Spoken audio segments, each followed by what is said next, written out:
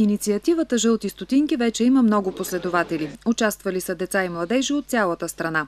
Благодарение на усилията им, в сметката се натрупват близо 35 000 лева, като 1/3 от сумата е събрана във Варна. За нас е много голяма чест, че бяхме част от подобен вид кампания и че нашето училище успя да подпомогне за набирането на средствата за апаратурата. Щом знам, че помагам на деца, страхотно се чувствам. Дарената апаратура е чакана и необходима за клиниката по детска хирургия, където най-малките пациенти са на дни, а кувьозът само един.